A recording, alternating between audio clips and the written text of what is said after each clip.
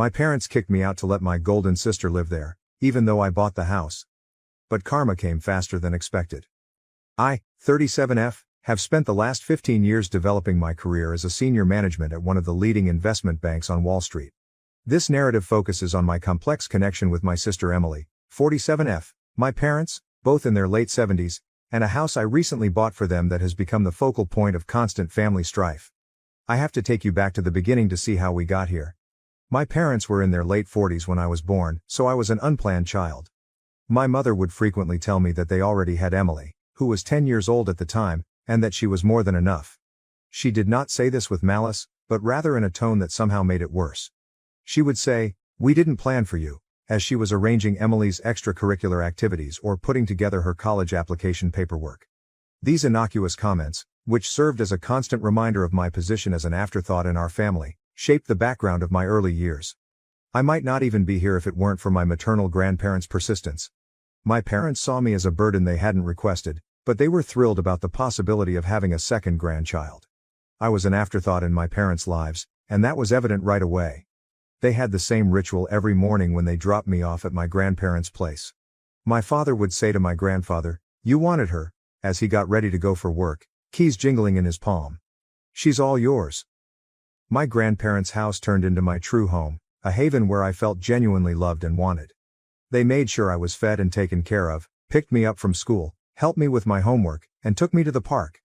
I would spend hours learning about numbers and problem solving from my grandfather, a retired math professor. He'd say, "Numbers never lie." These lessons will subsequently influence my professional choices in ways I could not have predicted at the time, such as they tell stories more honest than people do. At their kitchen table, my grandma would assist me with my schoolwork every afternoon, ensuring that I fully grasped each idea. Her patience appeared limitless. She had taught high school before retiring. She would add, "Knowledge is the one thing nobody can take away from you," in a forceful yet kind manner. She also taught me to cook as a means of expressing my creativity and love, rather than as a chore. These times spent in their kitchen, reviewing my school day and learning how to measure materials exactly, turned into some of my most cherished recollections. My parents, who were generally exhausted and a little irritated at having to make the trip, would only arrive to pick me up late at night. "Madison," my grandmother would say as she bid me farewell every night, "you're the best thing that ever happened to us." I could almost forget that I wasn't wanted anywhere else while I was in her loving embrace. They became my emotional rock, giving me the stability and affection that were conspicuously lacking at home. My grandfather would often add, "Remember, sometimes the best things in life aren't planned."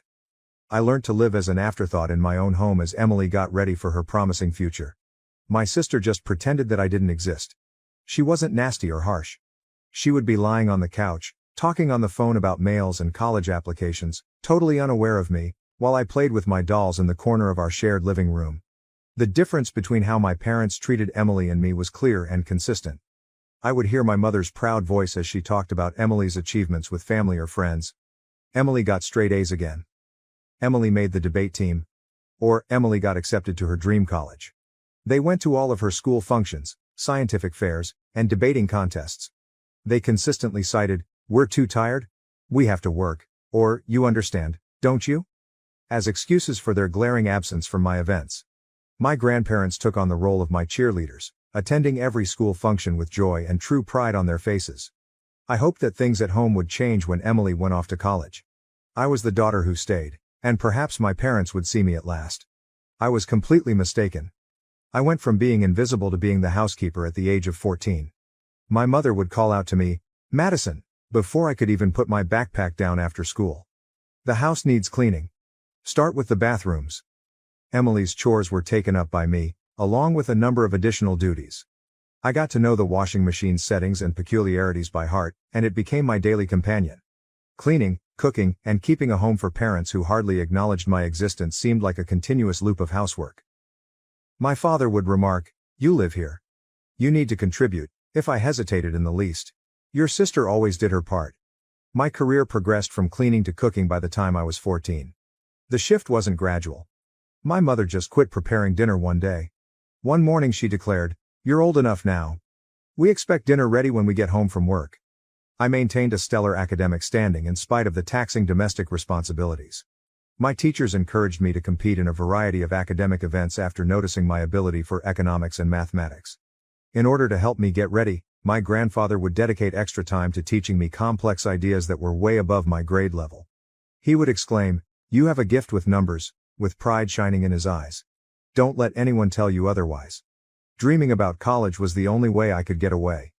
I would go to my room every night after doing the dishes and go through university websites.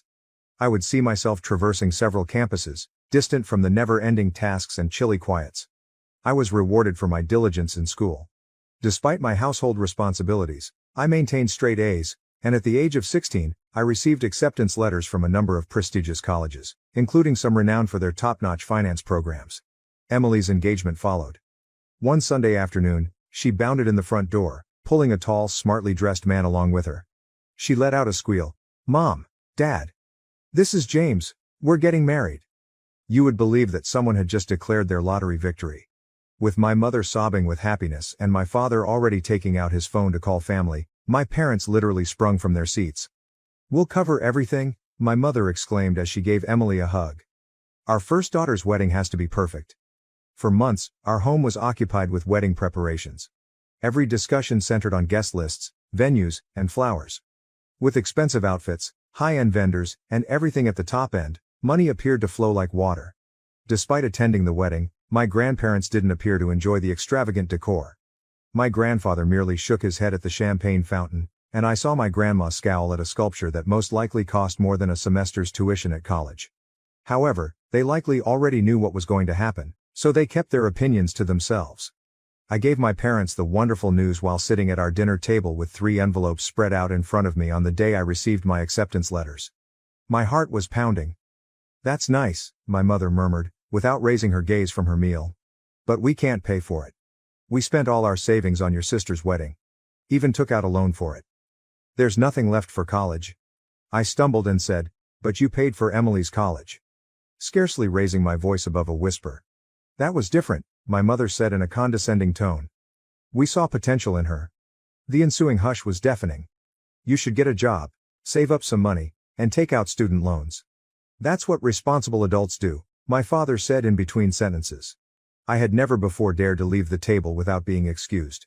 Grabbing my phone with trembling hands, I dialed my grandmother. In a matter of minutes, I was crying as I entered their well-known front door. As he heard my narrative, my grandfather's expression hardened, but I could not quite read the sparkle in his eyes. They exchanged a knowing glance after I had told them everything. My grandfather took my hand and said, "Madison, we've been saving for your education since the day you were born, so we've been expecting something like this." He returned with a folder after walking to his study. Bank statements demonstrating years of meticulous saving were found inside. "You can choose any of those universities. We've got you covered." I moved in with my grandparents that evening after packing my necessities. When I told my folks I was going, they were downstairs watching TV and hardly looked up.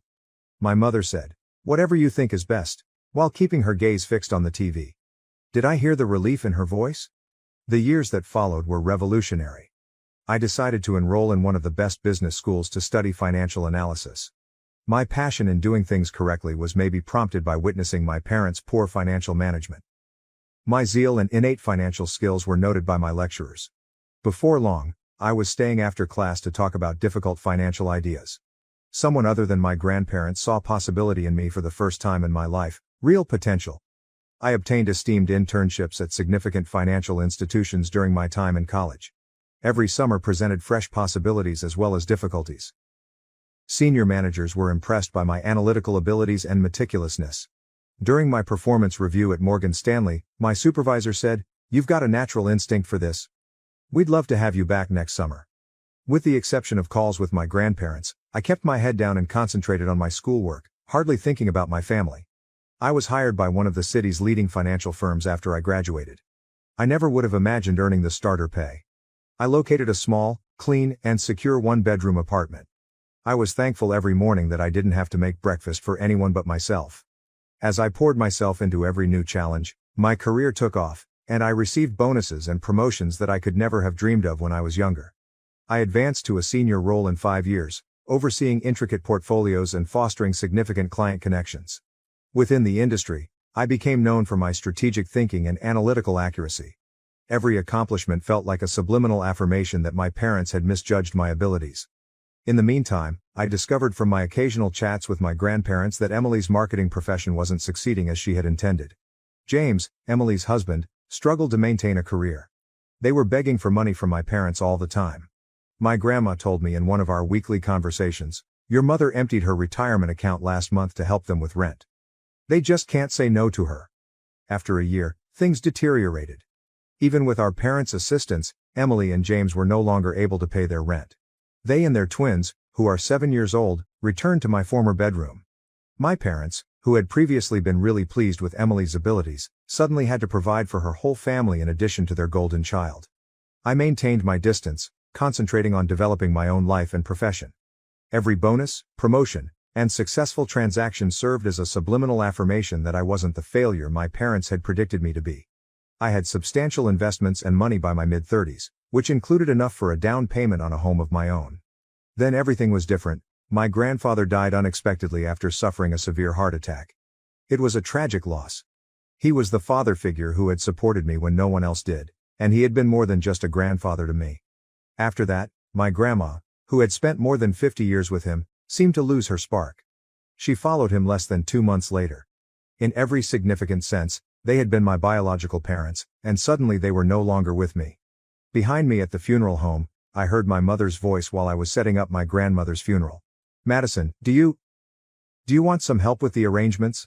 She was standing there when I turned around, looking older and more worn out than I had remembered. A part of me wanted to tell her to go, but I refrained because of her face. "Sure," I said to myself. "That would be nice." My parents started to open up over the course of the following few days as we prepared the service. They acknowledged that they were having difficulties. One afternoon, when we were choosing flowers, my father admitted, "We haven't been financially well off since retirement." He went on to say, "We barely make ends meet," before mentioning Emily's twins. I recognized that my sister and her family continued to live with them and rely on their diminishing income. We convened in a wood-paneled office for the reading of the will 1 week after we buried my grandma. Emily and James were slumped on recliners next to my parents, while I sat opposite from them. The tension was thick enough to sever with a knife, and the room smelled of furniture polish and old papers. Though none of us realized it at the time, what followed would start a series of events that would permanently alter the relationships of our family. After adjusting his glasses, Mr. Patterson, the notary, started reading in a monotone. I anticipated the standard legalese, but what followed made everyone take notice. "To our beloved granddaughter Madison, we leave our house at 1542 Maple Street and the sum of $150,000. The ensuing hush was deafening. My mother tightened her hold on my father's arm until her knuckles turned white, and Emily's mouth dropped wide. After clearing his throat, Mr. Patterson went on. He glanced at my mother and said, "And a personal note from Mr. Henderson to his daughter Margaret." The message said, "Remember, Margaret, that we provided you with $200,000 just when you needed it most. As we respected your needs back then, we expect you will respect our final decision." My mother's cheeks turned pale after flushing red. Emily and James looked at each other anxiously, while my father gazed at the floor. In the parking lot, my parents came up to me when the notary had finished and collected his paperwork. Something desperate had taken the place of the calm manner they had displayed during the funeral preparations. With a shaky voice, my mother said, "Madison, honey, you must realize that we always assumed we would inherit the house. We're having trouble, but we were depending on it. The mortgage, Emily's family's expenses, we could really use the house," my father continued, stroking his gray hair. Speaking about how her youngsters wanted a yard to play in, Emily also joined in. However, I just got into my car and left. I kept thinking about my grandparents' parting gift over the course of the following few weeks. My life was well established near the city, and although the house I had inherited held many priceless memories, it was too large for me alone. In the meantime, I learned about my parents' growing financial difficulties from our weekly chats. Helping Emily and her family had drained their retirement funds, and they were finding it more and more difficult to pay their own mortgage. I gave it a lot of thought before deciding. I would purchase my parents a better house, one that is single-story, has a lovely garden, but is easier to maintain, with the money I make from the sale of my grandparents' house and my own savings. For their retirement years, something cozy. I was shocked by their response when I shared my concept with them. They actually started crying with happiness. After several weeks of house hunting, we eventually discovered the ideal location. A stunning ranch-style house with large doorways and no stairs in a peaceful neighborhood. My folks couldn't stop gushing about how thrilled they were after the purchase was finalized. A proper housewarming party is what we need, my dad said. It is the least we can do to make all the arrangements. That would be beautiful, I said, intending to show them the deed at the festivities. Tell me when, please. Weeks went by. Even though I had a lot of work to do, I kept expecting an invitation. Oh, my mom would say, we're still planning. You are aware that these tasks require time. My father would also say, we want it to be perfect. We'll notify you shortly. I was annoyed by their evasive answers for some reason. One evening, I was putting Emily's name into Facebook following another evasive phone call from my mother. We weren't connected on any social media, and I hadn't seen her page in years. Just hours ago, it was posted, I can't wait for this Saturday's housewarming party for Mom and Dad. I can't wait to celebrate with everyone in this beautiful residence. Numerous friends and family members confirmed their attendance and scores of comments on the page. Pictures showed caterers being hired and decorations being set up. This was hardly an impromptu get-together. Weeks had been spent organizing it. I called my mother with a little trembling fingers. Hello, Mom. I wanted to inquire further about the housewarming party. Do you have a date in mind yet? Oh, honey, not just yet, she said with ease. Most likely in a few weeks. The specifics are still being worked out. Everyone except me, apparently. I had to make a choice as that Saturday drew near. Shall I go up to them? Do I have to let it go? How could they keep me out of the festivities after everything that had transpired, after I had purchased them this house? I would eventually find out, but not in the manner I had anticipated. I parked a block from the house I had purchased for my parents on Saturday. I could see dozens of people mingling through the windows, including Emily's social circle, friends, and relatives. My father offered tours of the house I bought, while my mother, dressed in her special occasion pearls, welcomed guests at the entrance. Twinkling lights and welcome banners adorned the mansion. Laughter and music poured out onto the street. It was obvious that they had spent weeks organizing this housewarming celebration, to which I was not invited. For a while, I sat in my car and watched Emily's twins chase each other past crowds of grown-ups who were ogling them. I could see moving boxes with Emily's handwriting on them stacked in the corner through the wide bay window. The process of relocating her family's possessions had already begun. I inhaled deeply before sneaking in through the side door. The aroma of flowers and catered cuisine filled the house. I heard my father speaking to a gathering of people in the living room when I followed his voice. After all these years of hard work, we finally did it, bought our dream home.